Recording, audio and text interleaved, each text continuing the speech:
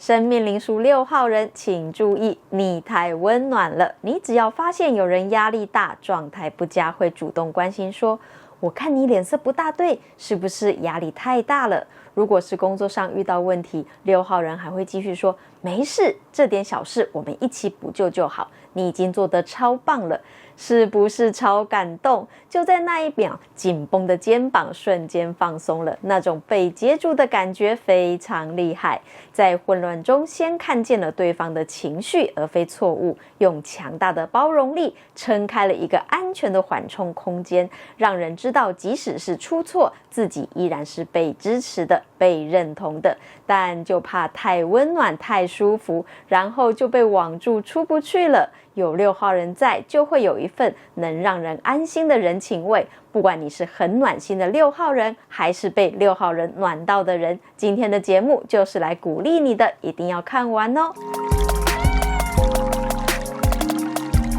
生命灵数看喵喵大师，让你轻松做自己，知道灵数相处很简单。欢迎订阅、分享、按赞，开启所有通知。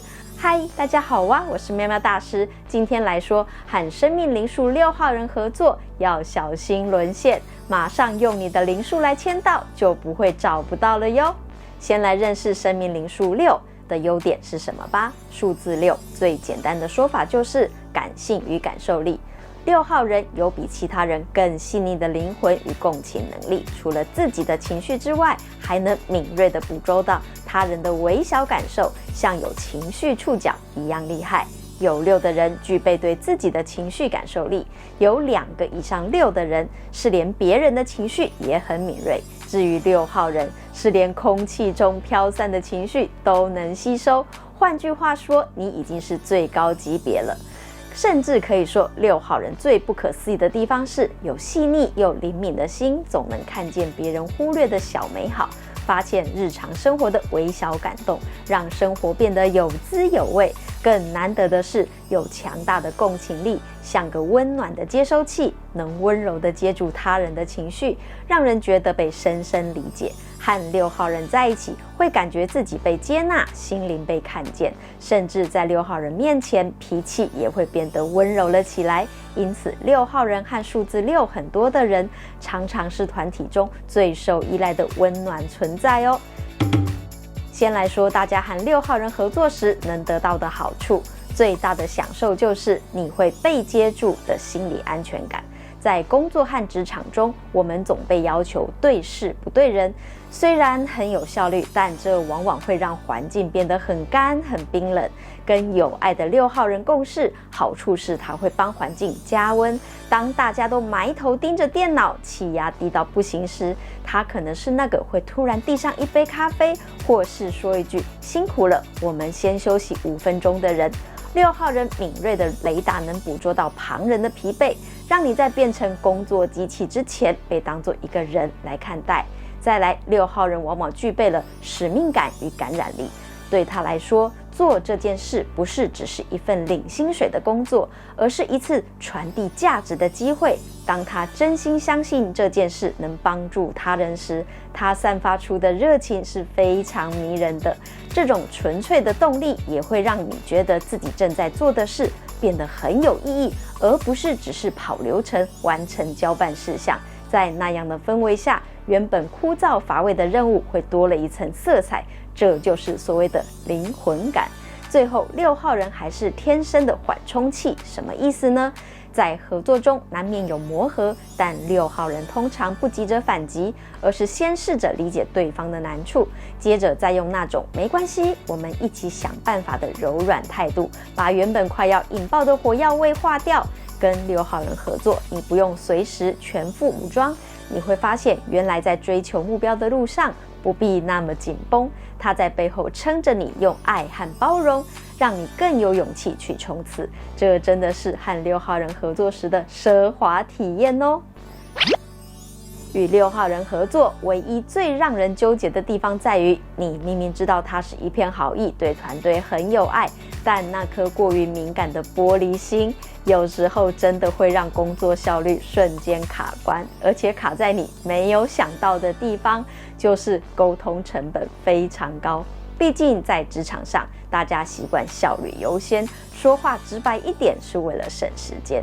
但面对6号人，你所有的建议可能都得包上好几层厚厚的防撞泡棉。明明只是想提醒一个数据写错，但你得先铺陈你这份报告视觉做得很美很用心，然后才敢小声的切入正题。即便如此，6号人可能还是会因为你的无心眼神或稍微严厉的语气，就开始在心里演小剧场，忍不住开始想象你是不是对我有意见，或我是不是没价值了。再来是一种情绪劳动的疲惫感。当6号人受挫碎掉的时候，身为合作伙伴的你，往往得放下手边的工作去当心理咨商师。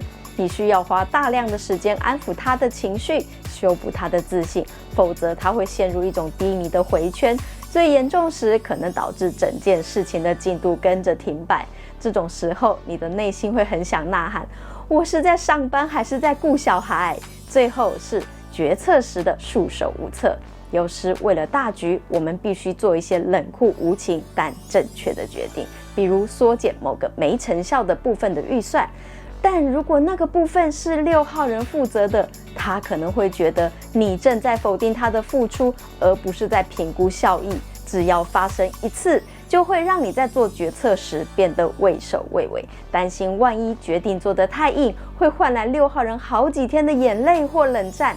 与6号人合作，像在搬运一件精美但易碎的艺术品，虽然赏心悦目，但手真的很酸。如果你有被6号人的主管、同事、家人玻璃心碎一地，被逼到进退两难的经验，欢迎用灵数签到留下你的故事。你的救援来了，这是喵喵大师的独门绝技，听到赚到。知道灵数相处很简单，就是在讲这个。首先要和高感性、高频率的6号人合作，诀窍不在于把他的玻璃心敲碎，再帮他打石膏，期待他变壮，而是帮他加装一套情绪缓冲垫。只要掌握好节奏，你不但能达成目标，还能收获一个对你死心塌地的得力助手哦。最核心的一招叫做先肯定再说逻辑。